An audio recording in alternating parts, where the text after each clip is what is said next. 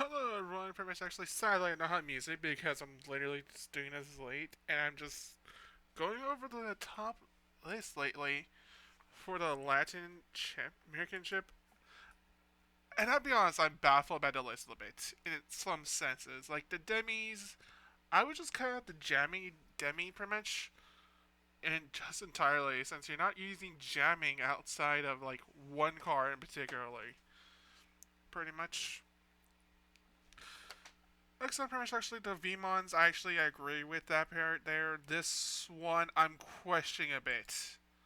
I would have just straight up just used that Wormmon promo. Actually, I was showing off the list a couple of days ago for the promo. The real top two had one two-inch dual color card at green or blue. Had one tamer pretty much actually of Ken in this DNA at this point, and this person's just running the structure deck Wormmon pretty much at that point. I'm guessing it's probably because of the budget at that point in mind. And next, suddenly, the V mods I would just place entirely and just like if they want more extenders at that point with that many, I will just run four Ramons at that point, one blue.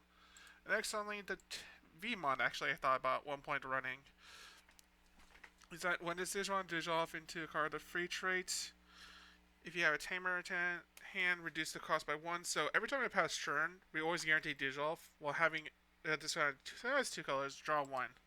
At that point, like it's an option though, but I was just running jamming Vimo at that point just to get some early gain.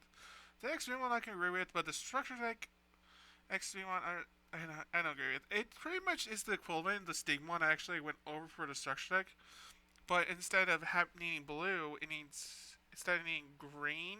I mean blue. It needs green now. And accidentally, pretty much actually, while this Digimon has two colors, you pretty much gain one DP if I recall right. If it had green Digimon play, okay, I was close still to remember right. The Labamon I'm okay with.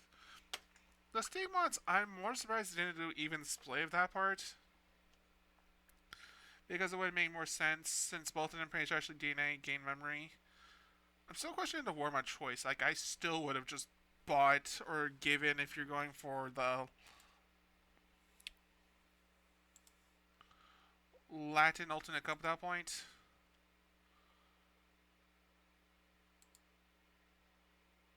Okay, from there, pretty much actually the jamming Pilgemon. I'm surprised to see that in the list. It's pretty much has jamming, which means it can't die in security. It's secured by Digimon at the point.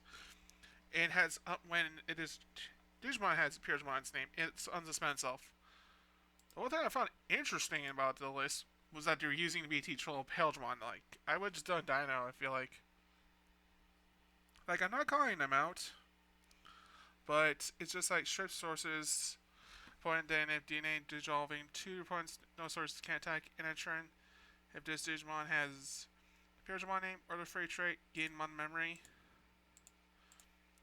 The only thing I got to go off of is that we're using some some decent security. They're stripping off security, stripping source at that point, I guess, but I don't know the meta there, so I can't tell too much other than the D Brigade actually topping.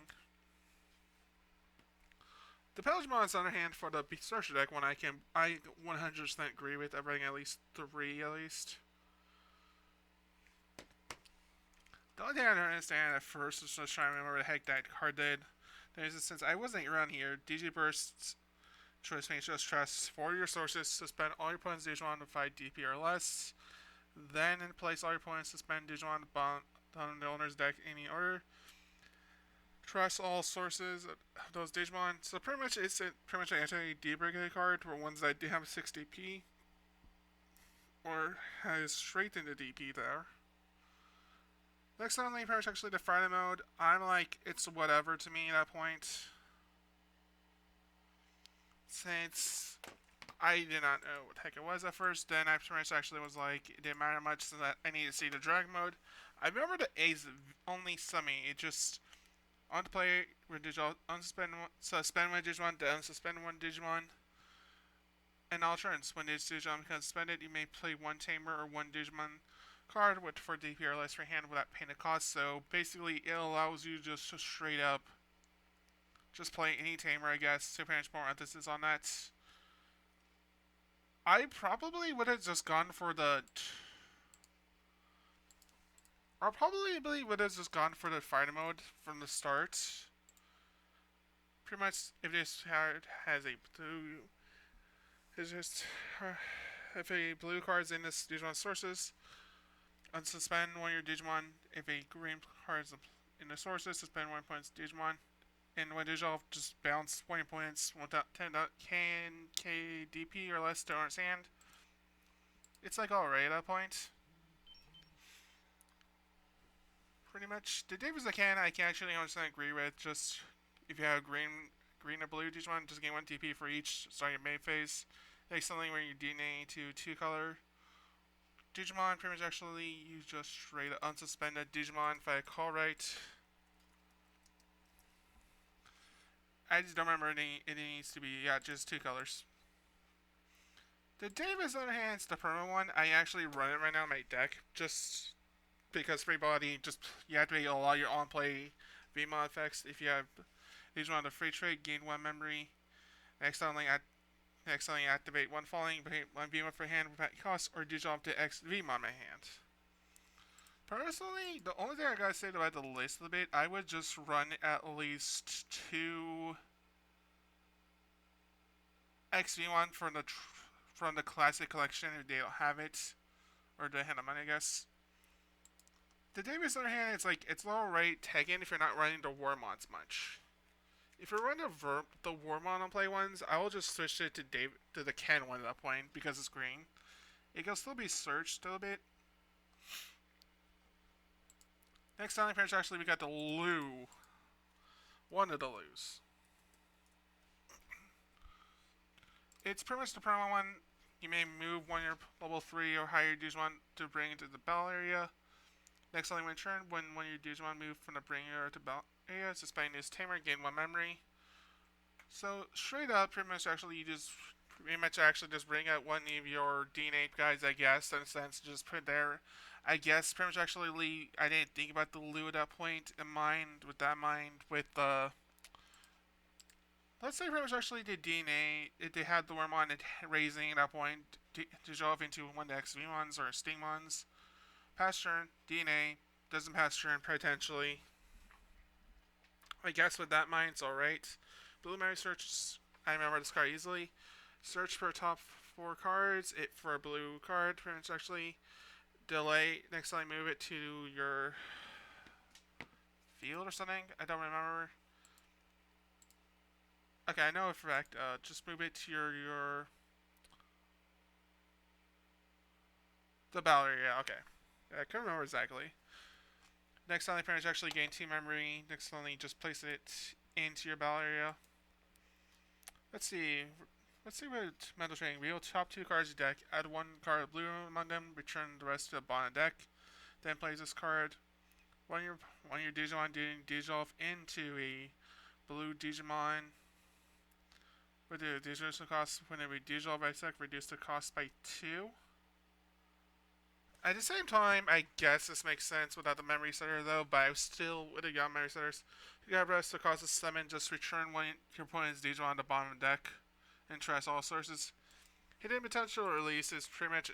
I don't feel like everyone doesn't know about this card. The restricted card. The next time one of your green Digimon dissolves this turn, you may suspend one of your Digimon to reduce the memory cost by 5. So you can always Digimon into your stuff you want. On the one hand, I probably am surprised about the Lou, but I guess for early game, I guess like I might copy this a little bit and just move it straight towards security at this point. But with the Lou of mine, I guess with the Wormon, with DNA Digital Frames actually, I might just probably want to copy of Ludo. I gave my 1 copy to my brother-in-law.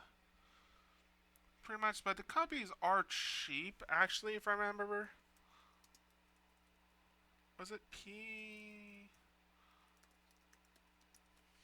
Oh, wait. I got a copy here. Yeah, Oh wait, that's the Kens. Hold on.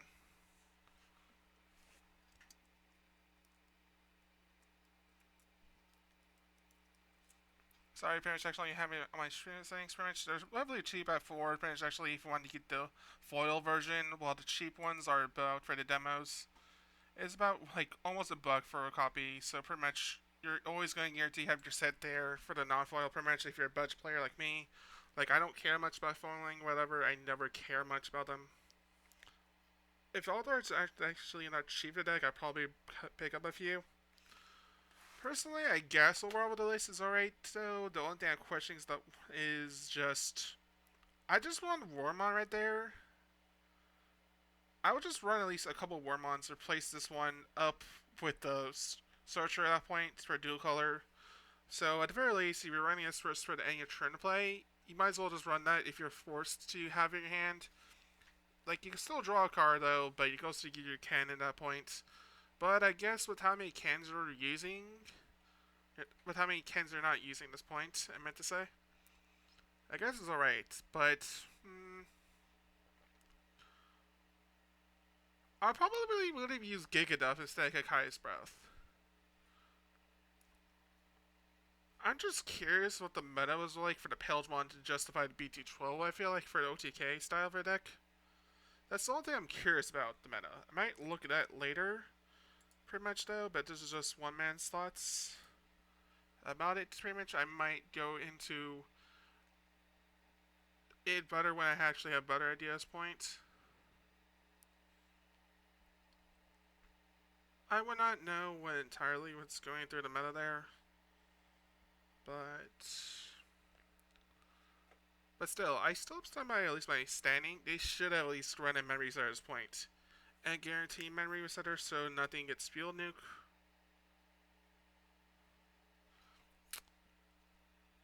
Outside the XVmons and the Stinkmons there, it's alright ratio, but I feel that XVmon, if it's a miss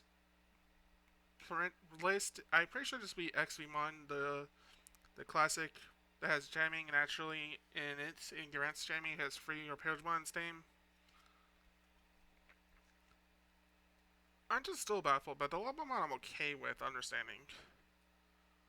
Like, I would probably, if I actually went to my list and cut out some stuff, the one thing I probably would add in my list is probably get rid of, add Mental Train, probably. But that's about it. Just to look at the top 2 cards, gain next only, they draw for free at this point. To go into DNA of all things. Overall, most of this I'm okay understanding. I guess with this one's like whatever at that point. But I'm pretty sure it's actually a Palgemon. They meant to go Ace, Digivolve in this afterwards. Digivolve in this afterwards. Pretty much actually go for Scare twice per game. It is an interesting Palgemon build though, but I might have to get some thoughts about my friends as well. And my brother-in-law. Who's does more Minecraft Theory than this versus me though, but it might be Thursday or Friday when I do this because they have holiday party today. Tomorrow, it's either tomorrow or this weekend probably. I guarantee at least have a video following up this list regardless of my thoughts about this.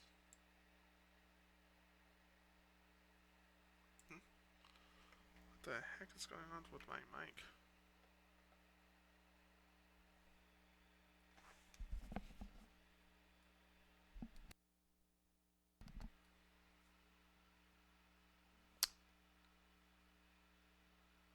Okay, I might just cut this out in videos probably.